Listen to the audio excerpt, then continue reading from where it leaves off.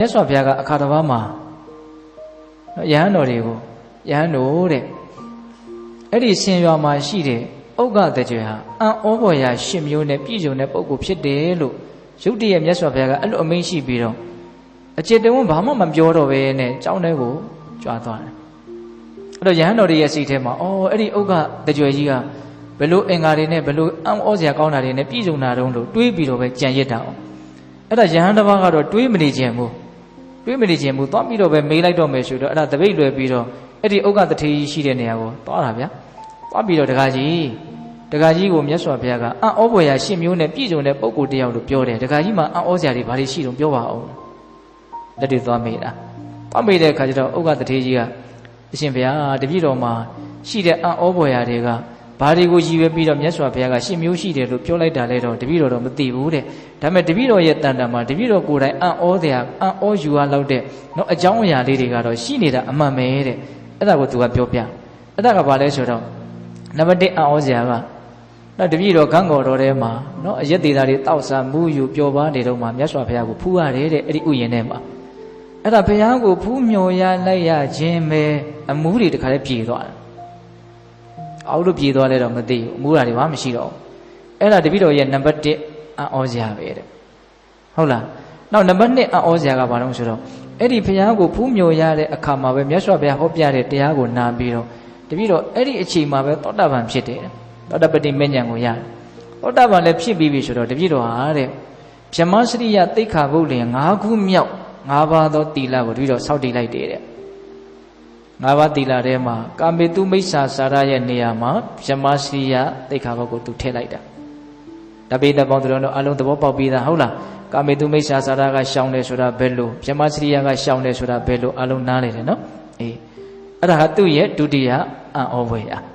ာဟုတ်လားနောက်တတိယအံ့ဩဖွယ်ရာကသူအိမ်ပြန်ရောက်လာပြီဆိုတော့သူ့ရဲ့ဇနီး၄ယောက်ရှိတယ်အဲ့ဒီဇနီး၄ယောက်ကိုခေါ်ပြီးတော့နှမတို့ငါကတော့ဒီအကျင့်ကိုကျင့်လာခဲ့ပြီဒါကြောင့်မင်းတို့ငါအိမ်မှာပဲမောင်းလို့နှမလို့နေခြင်းနဲ့ဆိုရင်လည်းပဲချမ်းချမ်းသာသာနေဘာမှကြောင်းကြကြမရှိဘူးဒါပေမဲ့ဘဇုအိမ်ကိုသွားခြင်းနဲ့ဘဇုကိုပေးပါဆိုရင်လည်းပဲငါပေးမယ်အဲ့လိုတောင်ပြောတာအဲ့လိုပြောတဲ့အခါကျတော့အကြီးဆုံးဇနီးကဘာပြောတော့ဆိုတော့သူ့ကိုဘယ်ယောက်ျားကိုပေးပါလို့ပြောတယ်တဲ့အဲ့လိုပြောပေးတဲ့အခါကျတော့ तू ဘာမှမပြောဟုတ်ပြီအဲ့လိုဆိုရင်အဲ့ဒီတကာကိုသွားခေါ်ရေးဆိုတော့အဲ့ဒီတကာရောက်လာပြီဆိုတော့အဲ့ဒါဒီဇနီးအကြီးကိုလက်တစ်ဖက်ကကင်ပြီးတော့နောက်တစ်ဖက်ကရေကရားကိုကင်ပြီးတခါတည်းရေသက်ချရတယ်ဆိုတော့အဲ့ဒီတော့မှပြန်ပေါ်လာလားမသိဘူးဟုတ်လားတခါတည်းရေလောင်းပြီးတော့ထည့်လိုက်တယ်တဲ့အဲ့ဒါအံ့ဩစရာကောင်းတာကတပည့်တော်ရဲ့စိတ်ထဲမှာဘာမှဖောက်ပြန်ပြောင်းလဲသွားတယ်ဆိုတာမရှိဘူးတဲ့အဲ့ဒါတပည့်တော်ရဲ့အံ့ဩဖွယ်ရာအချက်တစ်ချက်နော်၃ချက်ရှိတာနော်နောက်၄ခုမြောက်ချက်ကဘာပြောတော့ဆိုတော့တပည့်တော်ကအဲ့လိုဖြစ်ပြီးကလေးကစပ်ပြီးတော့တီလန်းရှိတဲ့ပုံကိုယ်တွေနဲ့ငါအိမ်မှာရှိတဲ့ပစ္စည်းတွေကိုငါအတူတူခွဲဝေပြီးတော့ပဲသုံးဆွဲတော့မယ်လို့တခါတည်းဆုံးဖြတ်လိုက်တယ်ပိုင်းခြားတာမရှိဘူးအဲ့ဒါသူ့ရဲ့၄ခုမြောက်အံ့ဩဖွယ်ရ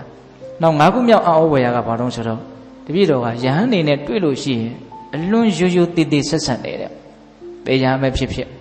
ရိုးတည်တည်ဆက်ဆက်ရုံနဲ့မကဘူးအဲ့ဒီယဟန်ကိုသူကတရားဟောတယ်ဆိုရင်လည်းတပည့်တော်ရိုးတည်တည်နာတယ်တကယ်လို့အဲ့ဒီယဟန်ကတရားမဟောဘူးဆိုရင်တော့အဲ့ဒီယဟန်ကိုတပည့်တော်ကပဲတရားဟောတယ်တဲ့အံ့ဩစရာပဲနော်ဆရာကြီးလုပ်ပြီးတော့ဟောတာမဟုတ်ဘူးနော်ရိုးရိုးသေးသေးသူဆက်ဆက်တယ်တရားဟောရင်နာပဲတကယ်လို့အဲ့ဒီယဟန်ကမဟောဘူးဆိုရင်တော့သူဟာဟောတယ်တဲ့ဒါသူ့ရဲ့အာဟုမြောက်အံ့ဩစရာနောက်6ခုမြောက်အံ့ဩစရာကဘာလဲဆိုတော့တပည့်တော်အိမ်ကိုတန်ဃာတွေပင့်ပြီးတော့ဆွန့်ကတ်တယ်တဲ့အဲ့လိုဆွန့်ကတ်လို့ရှိရင်တန်ဃာတွေကြွမလာသေးခင်မှာနတ်တွေကလာပြောတယ်တဲ့လာပြောကြတယ်ဘာပြောလို့ဆိုတခါကြီးဘယ်ယဟန်ကတော့ယဟန်နာပဲဘယ်ယဟန်ကတော့အနာဂံပဲဘယ်ယဟန်ကတော့တီလကိုဘာမှမရှိဘူးအဲ့ဒါဒုတိလကြီးလို့လာပြောတယ်အဲ့လိုလာပြောတော့အဲ့ဒါတပည့်တော်ရဲ့အံ့ဩဖွယ်ရာကဘာလဲဆိုတော့ဘယ်လိုယဟန်ပဲဖြစ်ဒန်းတူပဲထားလိုက်တယ်တဲ့ဒါကယဟန်နာပဲနော်ဒါကအနာဂံပဲဒါကတော့ဒုတိလပဲလို့သူ့စိတ်ထဲမှာအဲ့လိုကွဲပြားနေတာမရှိဘူးတန်ခါရဲ့ကုံကိုပဲအာယုံပြုပြီးတူပဲရှုပြီးတော့ပဲတူတာတော့တကယ်တူသလားမတူဘူးဒါပေမဲ့သူ့ရဲ့စိတ်ထဲမှာထားနိုင်တာ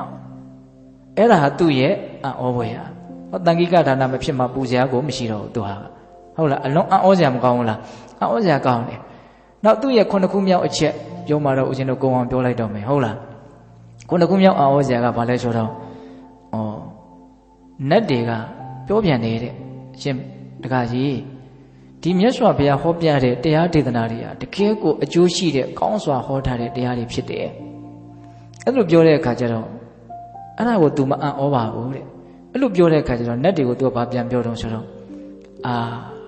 နတ်တွေကမပြောလည်းပဲ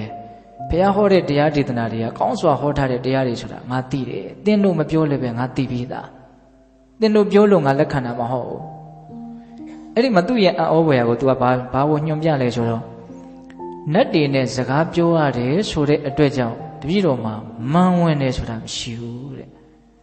နတ်တွေနဲ့စကားပြောရလို့သူ့စိတ်ထဲမှာသူ့ကိုယ်သူငါနတ်နဲ့စကားပြောရတယ်ဆိုတဲ့အတွေးလေးတောင်မရှိဘူးအဲ့ဒီမာနမရှိတာသူ့ရဲ့အံ့ဩဖွယ်ရာနောက်၈ခုမြောက်အံ့ဩဖွယ်ရာကဘာပြောတော့ဆိုတော့တကယ်လို့များတပည့်တော်ကမြတ်စွာဘုရားရဲ့အရင်သေသွားမယ်ဆိုလို့ရှိရင်မြတ်စွာဘုရားကဟေးဟောဒီဥက္ကတကြွယ်ဟာနော်ကာမဘုံကိုတဖန်ပြန်ပြီးတော့မလာတော့မယ်အောက်ပိုင်းတန်ရောစဉ်၅မျိုးကုန်ခန်းနေတဲ့ပုံကိုယ်လို့ပြောရင်အံ့ဩဖွယ်ရာမရှိဘူးတဲ့။ပေါင်းဆိုတပည့်တော်ကိုယ်တိုင်အနာဂံဖြစ်နေလို့တဲ့။